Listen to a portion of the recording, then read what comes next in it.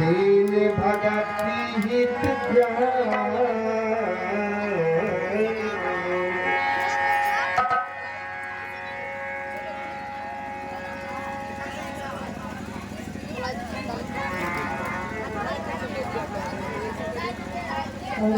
वाह वाह। गुरुदेव, आप किसको निहार रहे हैं? आप किसी की परीक्षा कर रहे हैं? हाँ,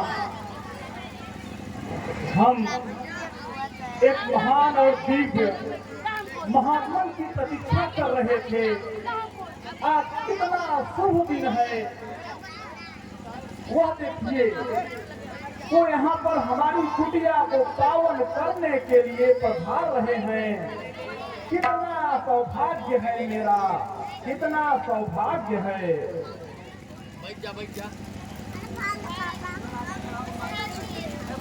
आइए महात्मा, आइए। विश्वामित्र की कुटिया आपका हार्दिक स्वागत, अभिनंदन और वंदन करती है। हे राम, लक्ष्मण तुम भी प्रणाम करो इन महात्मा। कहिए महात्मा, सब कुशल मंगल तो है ना?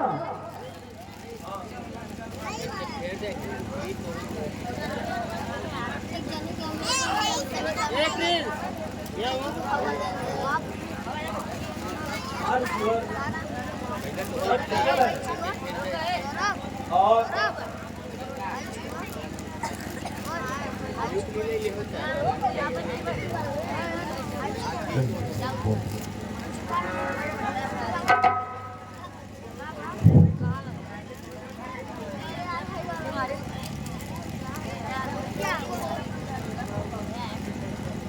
हाँ महर्षि,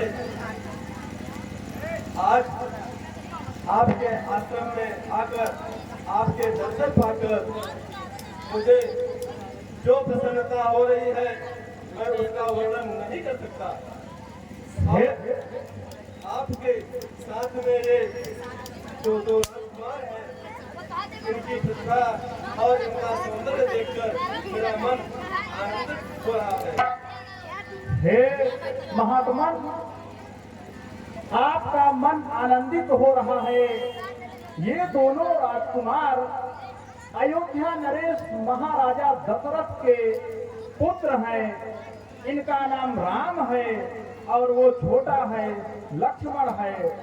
हमें जब राक्षसों ने हमारा यज्ञ विध्वंस करना आरंभ किया तो मैं उनकी अपनी यज्ञ को पूर्ण करने के लिए इन दोनों राजकुमारों को यहाँ पर लाए। ये दोनों बहुत ही बुरी भी हैं, बलशाली भी हैं। अनेक राक्षसों का, तारका, सुबाह और मारीच, इन सबका इन्होंने वध भी किया। हे महात्मा, आपसे एक ही हमारा निवेदन है, अगर कहें तो हम कुछ कहें आपसे। आप तो हमारे प्रिय हैं और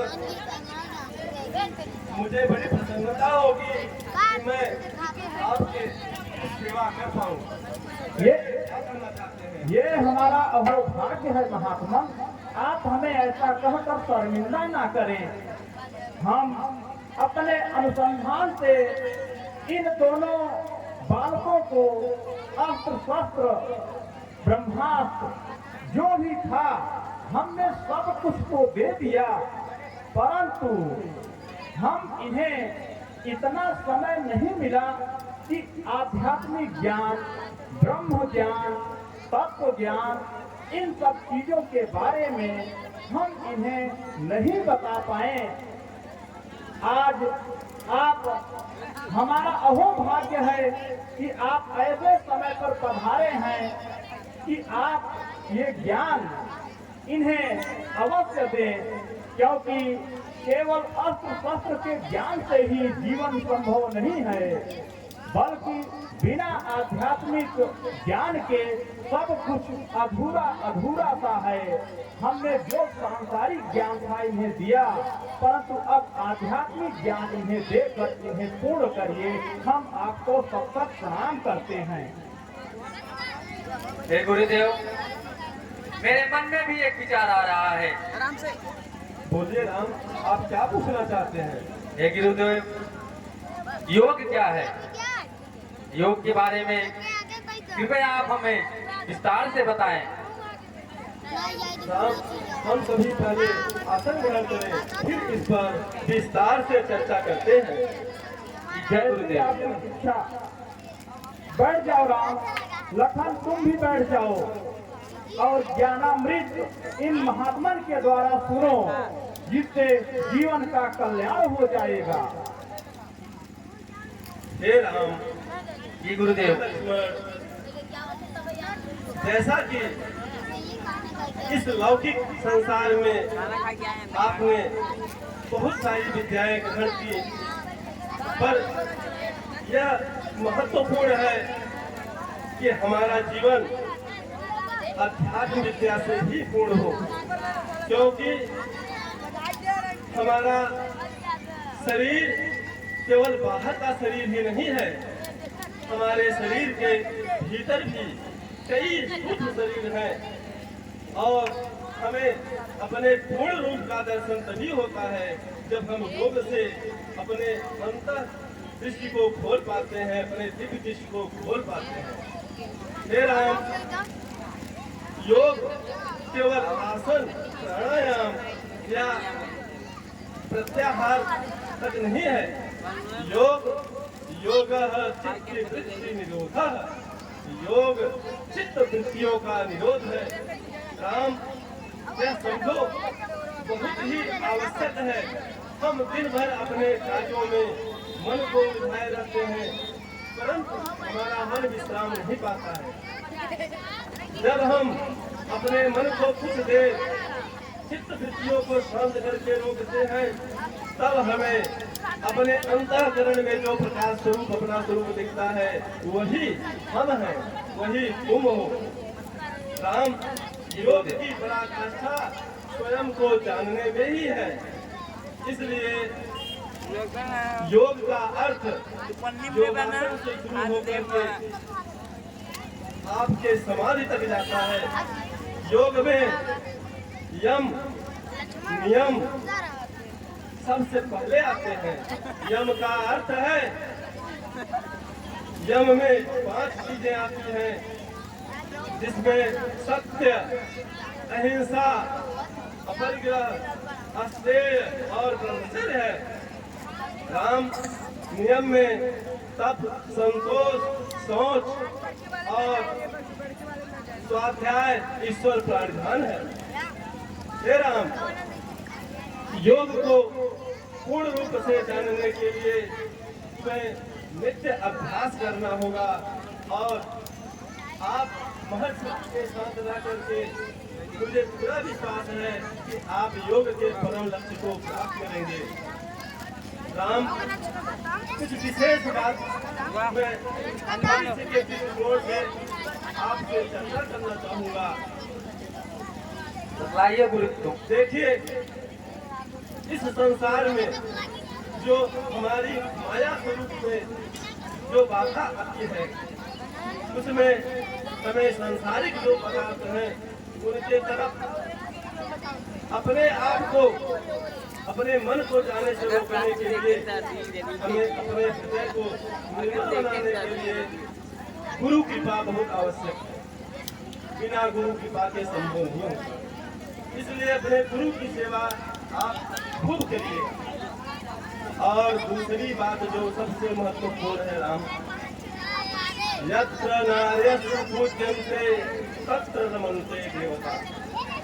इस संसार में जहाँ भी नारियों की पूजा होती है, वहाँ समस्त देवी देवता निवास करते हैं। जहाँ नारियों का सम्मान नहीं होता है, वहाँ कुछ भी कार्य सफल नहीं होता है। राम, अपने जीवन में यह आदर्श तुम स्थापित करना, नारी की सदैव पूर्ण निष्ठा और पूर्ण सम्मान के साथ नारी को देखना, क्योंकि यदि नारी जिस घर में तड़पती है, जिस घर में दुखी रहती है, उस घर में कभी भी सुख समृद्धि नहीं आती है।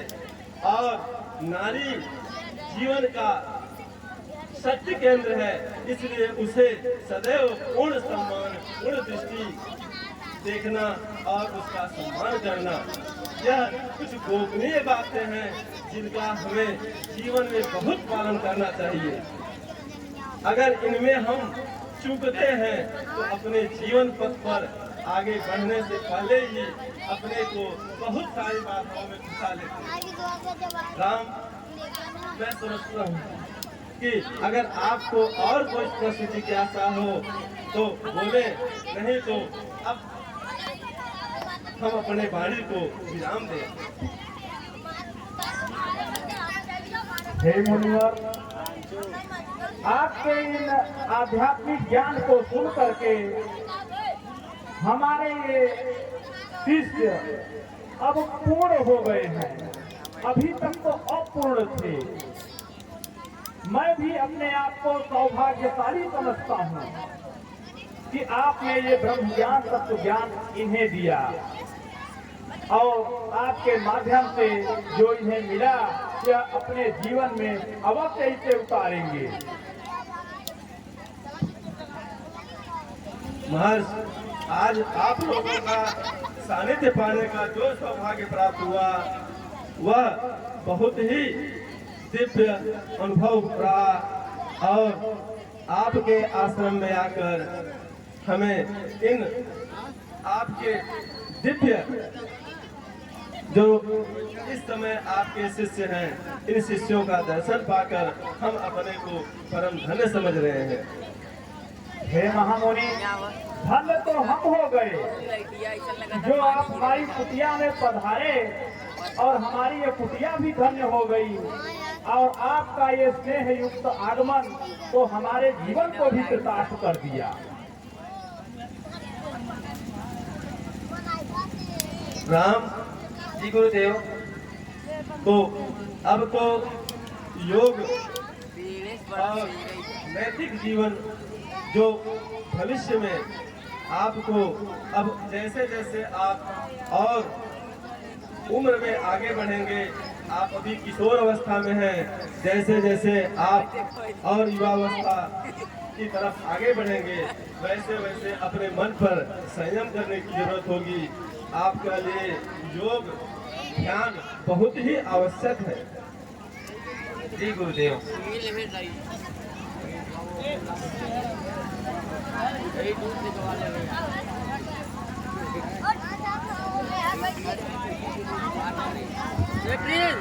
गुरुदेव प्रणाम। गुरुदेव प्रणाम। कल्याण वस्तु। मैं जनक नगरी राजा जनक जी का दूत हूँ। अच्छा, ठीक है। अच्छा, देखते हैं उनका निमंत्रण क्या है।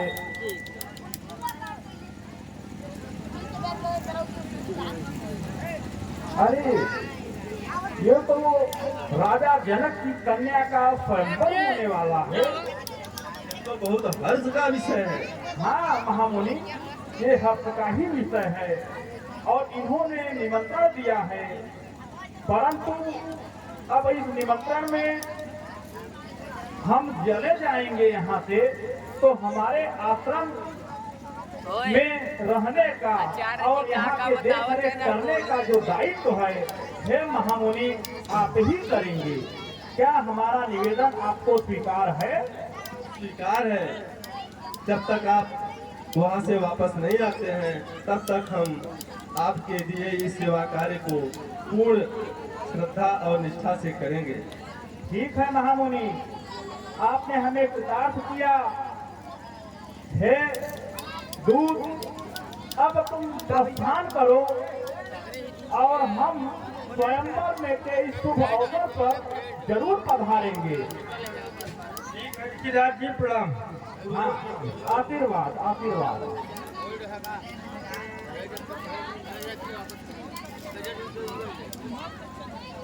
हे राम। जी गुरुदेव। महाराज जनक ने हमें संदेश दिया है कि उनकी पुत्री का स्वयंवर होने वाला है। अब हम चाहते हैं कि तुम और लखन दोनों हमारे साथ चलो ठीक है गुरुदेव, चलिए। और महामुनि हमारे इस कुटिया की हमारी अनुपस्थिति में देख रेख स्वयं करेंगे। हे महामुनि, अब हमें प्रस्थान करने की आज्ञा दें। अवश्य।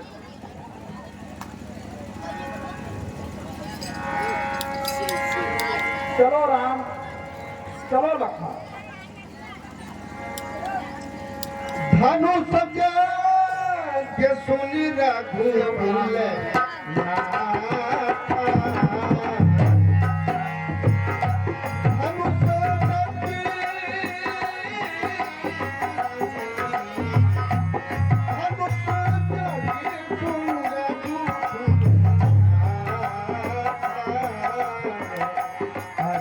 चले मुनि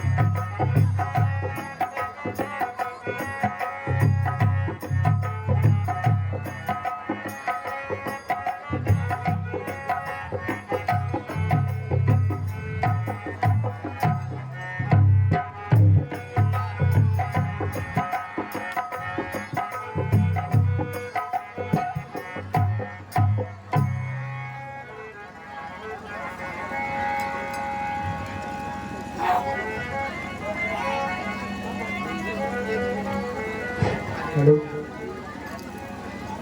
मेरे नैना बाट निहारे आजा रघुवर प्यारे आजा रघुवर प्यारे।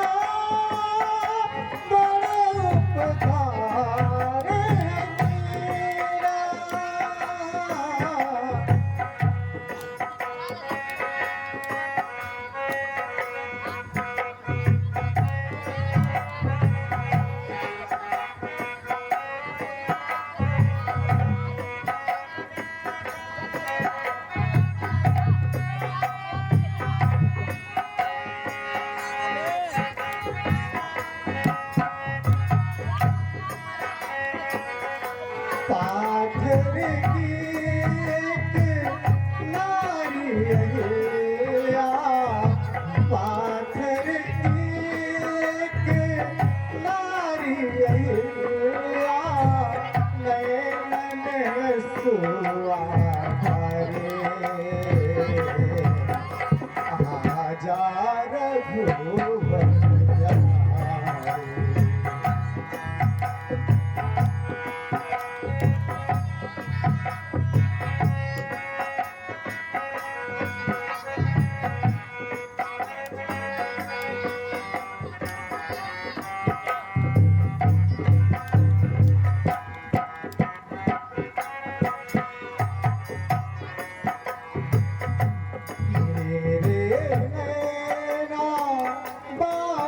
निहारे आजा रघुवर प्यारे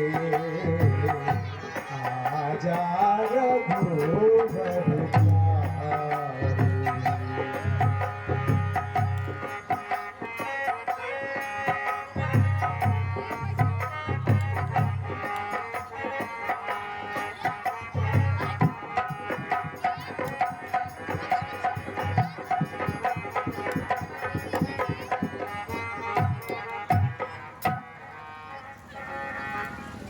हे गुरुदेव, यह पत्थर दूध के समान क्यों सफेद दिखाई दे रहा है? हाँ राम, यह शिला दूध के समान दिखाई दे रही है। यह वास्तव में एक शिला नहीं है, यह एक अभागन नारी है जिसका नाम अहिल्या है। इसके साथ एक पुरुष ने गलत आचरण किया और दूसरे ने इसे श्राप दिया। वास्तव में यह एक देखते रहा हूँ। अभागन नारी है।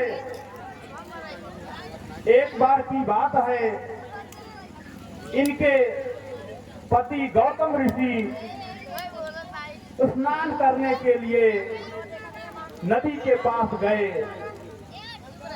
इधर देवराज इंद्र, जो कि उसका स्वभाव एकदम निकृष्ट है, उसकी मानसिक स्थिति इतनी दूषित है, वह काम वासना के वशीभूत हो करके इन देवी अहिल्या पर आसक्त हो गया और गौतम मुनि का वेश धारण करके वह उनकी कुटिया में समागम करने पहुंच गया।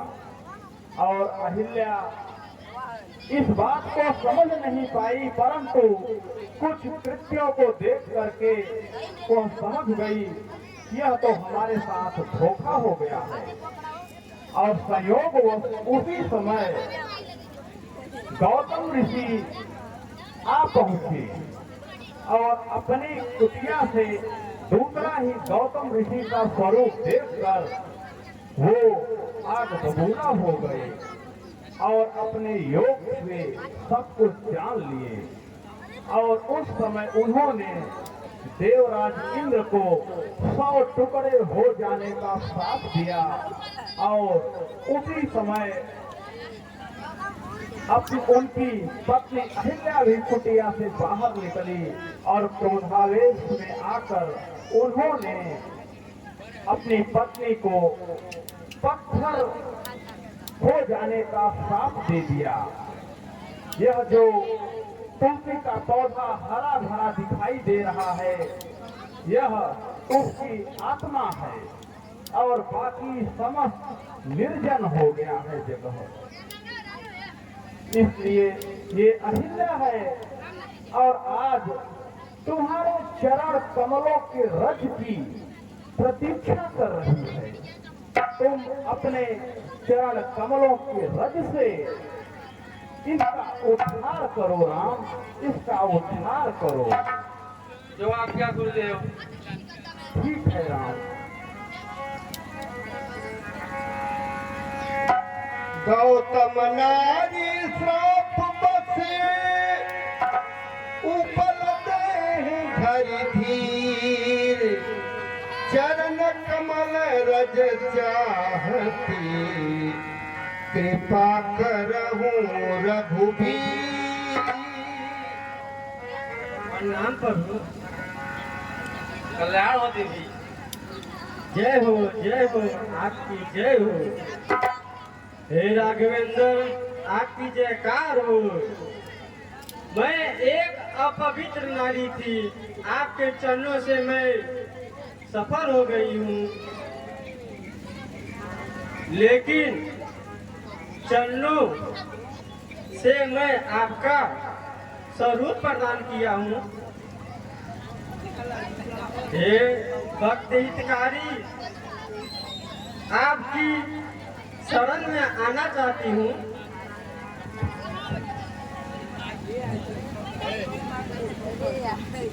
हे अहिल्या, तुम स्वर्ग की ओर जाओ, तुम्हारा उद्धार हो। ठीक है प्रभु। चलो राम, अब आगे की ओर प्रस्थान करते हैं।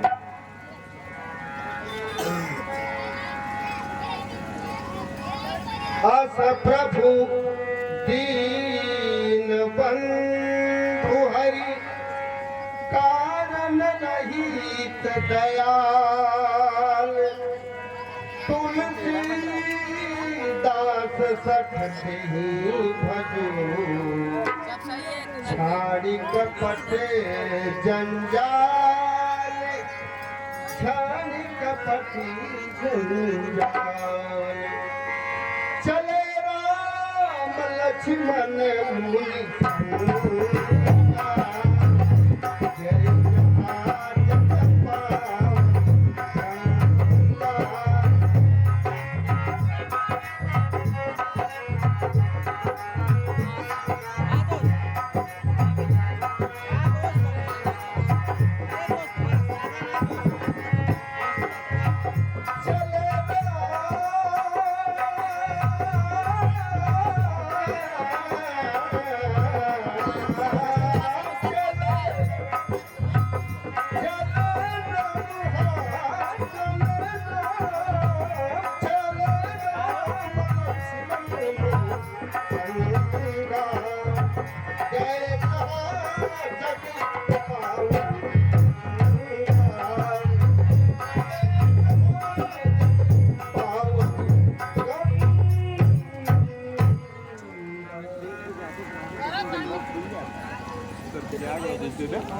हे राम, देखो ये पवित्र पावनी गंगा है, इन्हें प्रणाम करो।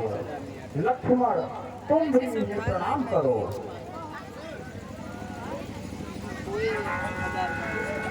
प्रणाम माता गंगा।